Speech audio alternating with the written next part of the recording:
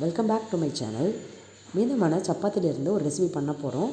அது என்னென்னா கொத்து சப்பாத்தி. அதுக்கு தேவையான பொருட்கள் சப்பாத்தி, முட்டை, வெங்காயம், தக்காளி, கருவேப்பிலை, மிளகாய்த்தூள், கரம் மசாலா, உப்பு, மல்லிச்செடி. இப்போ நம்ம மீதமான சப்பாத்தியை எடுத்துடலாம்.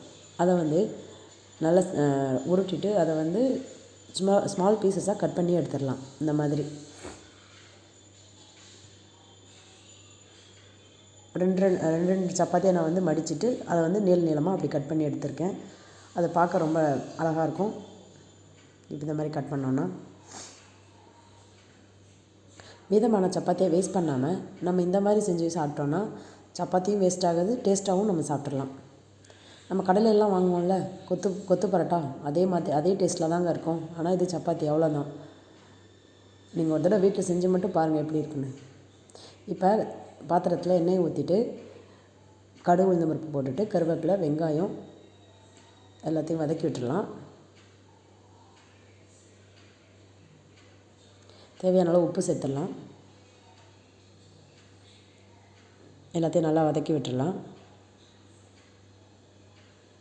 உப்பு சேர்த்தோடனே வெங்காயம் கொஞ்சம் வதங்கிடும்.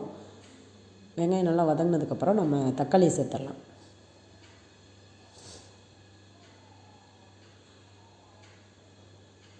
தக்காளியை சேர்த்துட்டு நல்லா மிக்ஸ் பண்ணி விட்டுடலாம்.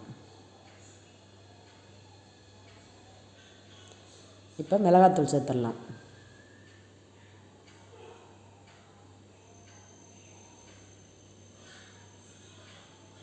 நல்லா மிக்ஸ் பண்ணி விட்டுட்டு நம்ம எடுத்து வச்சுருந்த முட்டையை சேர்த்துடலாம். நான் இன்றைக்கி நாட்டுக்கோழி முட்டை தாங்க எடுத்திருக்கேன். நீங்கள் எந்த முட்டை இருக்கோ அதை யூஸ் பண்ணிக்கோங்க.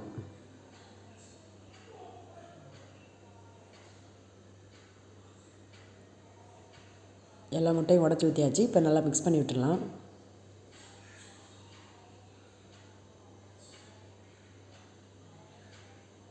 இந்த சமயத்தில் நம்ம நறுக்கி வச்சுருந்த சப்பாத்தியை ஆட் பண்ணிடலாம். சேர்த்துட்டு நல்லா எல்லாத்தையும் வதக்கி விட்டுடலாம்.